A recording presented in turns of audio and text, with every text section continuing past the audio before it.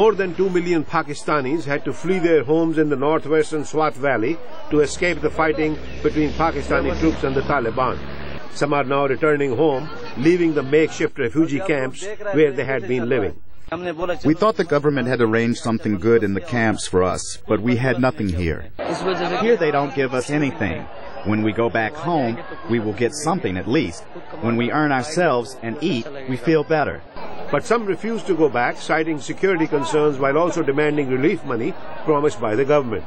Pakistan has appealed to the international community for more aid, saying it will need more than $2 billion to resettle the homeless. Meanwhile, Al-Qaeda appears to sense an opportunity.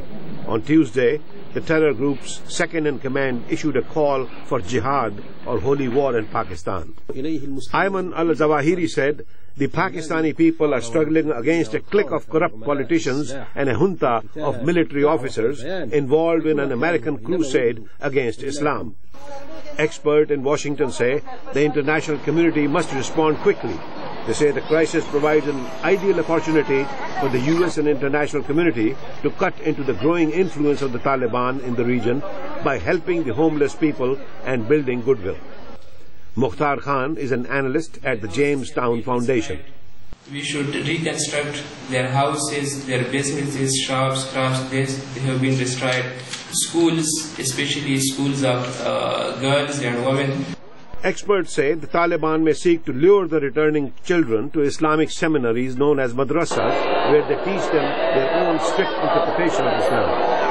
Rebecca Winthrop of the Brookings Institution says this is also the time to start educating girls, because in the northwestern tribal region, only 3% of the women can read and write. If we are able to increase how we can educate girls and women, there's an opportunity in this crisis to build sort of lay the foundations for long-term socioeconomic development in the region. Some experts recommend that the international community should quickly open makeshift vocational centers that can prepare the returning population to find jobs linked to the upcoming reconstruction of the region.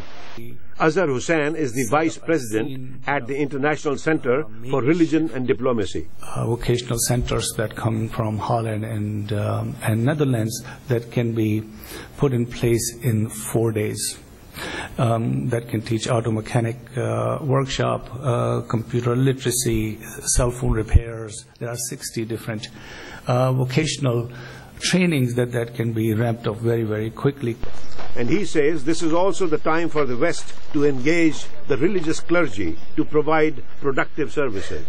And so provide water, food, sanitation, and maybe some counseling. But these experts agree the real problem that must be dealt with is the possibility that the Taliban will return to the region whenever they get a chance, bringing the situation back to square one. Ravi Khanna, VOA News, Washington.